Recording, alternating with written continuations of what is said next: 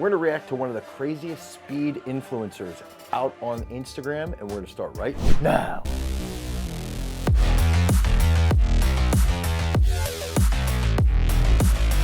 Now, social media is an extremely powerful tool, and one of the coolest aspects around social media is that it essentially gives you a direct insight into what other people are doing. It gives you this view of what are other coaches doing, what are other athletes doing, and I often even compare it with athletes here on site at Garage Strength, where it's essentially you have this virtual training partner that you can see what they're doing. You can sort of watch what they're doing every day on their stories.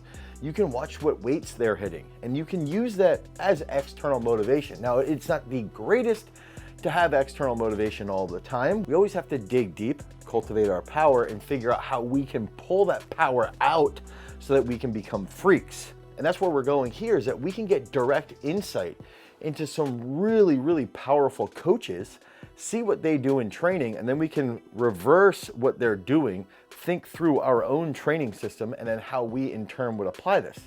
And sometimes we can even look at what other influencers are doing and analyze, is it a waste of time, and is it just for the views and the likes, or is it something that we can use to progress our own sports performance? And that's gonna bring us to Michael Drach. So Michael Drach has a very popular Instagram channel. He posts a lot of really, really unique speed-based training methods. And I've been following him for quite a while, almost as long as I've been following Joel Seedman. And I wanna see, what is Michael Drach doing in training? And is he a charlatan, similar to somebody else, or is he someone that we can actually pull some really, really good information from, some really good thought processes from, and then in turn, how can we then apply that within our own training system? So let's see what Michael Drach is up to. Okay, so right here we got, it looks like a, nice little zigzag.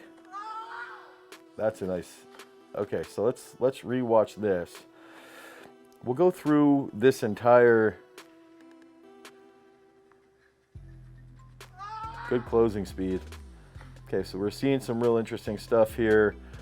Probably prepping open skilled athletes, working on agility there. Here we got acceleration, using that 1080. It sort of stinks, 1080 is super, super expensive, so it can be tough for certain individuals to actually pick that up. Now we're seeing some other stuff here, some kneeling work, some curve runs again, some deceleration work with a band, some lateral work there. Some really good explosive work here. This reminds me of like side kettlebell jumps. I really enjoy this, and these are things that I think are fantastic. So we're gonna look at this all the way through, then we're gonna come back, break each thing down, and how we can actually use this ourselves in training, and if it's actually applicable. What a freaking sick facility. That place is laid out phenomenally. So let's go back to the beginning. So first, let's watch right here, right? We're gonna see, this is open skilled work. He's actually on a set path for sure, but the base off of where the ball grounds, we've got to make some type of adaptation. And then we got to come out of this curve here with that steep shin angle, good chest lean, good hand-to-eye coordination and eye-foot coordination here to make that adjustment, get that good lean and accelerate as quickly as possible. And then even in this position, you know, this is like something that you'd see, let's say a wide receiver diving for a ball or a basketball player. One of the areas of speed training that we've lacked in the world of sports performance is based off of this, is making those specific calculations, having that dynamic trunk control get set in place, and then accelerating as quickly as possible. We've done a really good job of taking a lot of principles from the track world and applying it with technique and applying it with direct linear speed. And now what I see here is Michael Drach is trying to improve with some more sport-specific drills, but I think that would be more so open-skilled specific drills. And now we see a nice little deceleration. This is almost like a switch hinge, or I would call these like a lunge hinge into a drop lunge. It looks like he might be hooked up to the 1080 as well there, which is, again, a great tool. The Run Rockets, the 1080s, they're extremely expensive. If you don't have funding for a suite facility or a 1080, you know, You can come up with other ways to do this using bands, which you'll see in some of these videos later that he provides these alternatives. So this is a really good drill.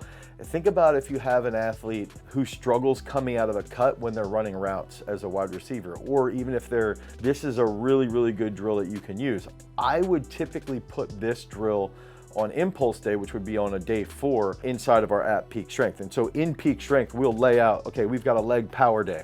Okay, that's where we're gonna focus on big time power production, big time strength gains, big time muscle gains. Then we've got an upper body power day. Then we have an athlete day. The previous video, I would have put on athlete day. This one here is where we would put on athlete day. Okay, we're looking to really, really improve that elasticity. And then right here, it's a little bit more resistance based, not as complex. Still a great exercise, and I would have put that on an impulse day. Now we're getting into some more speed-based work here, acceleration work with that 1080. This would be similar to, let's say, sprinting with a sled. Okay, this is going to be improving that start. How many strides is he getting through? It looks like he's sprinting 15, so he's going 1, 2, 3, 4, 5, 6. Okay, so it looks like he pulled up there around 11, so maybe he's getting through 10. But you can sort of see here, one of the things that's pretty unique with the 1080 is it gives you a pretty good read. It gives you a lot of information back on what you need to improve. You can see with this athlete here, he sort of drifts this way just a hair. And even this filming angle I love, because you can start to see a lot more from like almost like viewing down from that bird's eye view on a 45-degree angle. That's another thing. This is great content. It's great. These are great movement patterns, and it's even showing you like this is a good angle to coach people from. Oftentimes we get stuck just coaching from the exact same angles all the time. So take that into your thought process as well. Now this I would put on an athlete day if I wanted to focus more on speed-based work on that athlete day. If I had, a linebacker, a field hockey player, soccer player who may be struggling with their speed, we would throw this in there. These curved runs I freaking love. I love curved runs for lacrosse, for soccer, for every single sport, but it teaches the athlete how to actually use their quads, their glutes, and have more mobility through their ankles as well.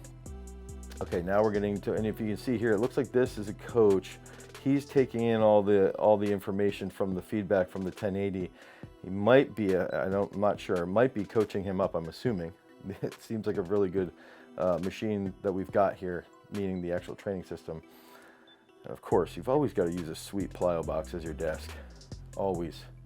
Okay, so now we're getting into some half kneeling bungee one step. So this is, again, that's an exercise I probably would also put on impulse day, something where it's a little bit less intensive but has a really good carryover.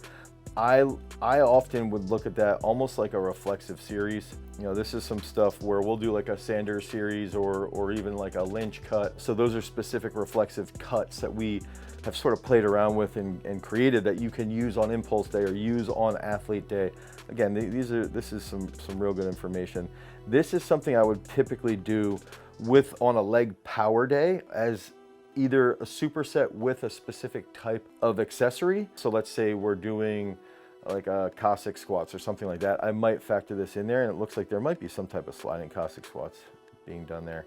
This is a pretty, not super intensive. Now this movement here, I love. It's like, how much energy can we create from this pulling in and elevate the hips a little bit? This is how you can actually really improve that cutting ability, especially if you have to cut out of a longer position.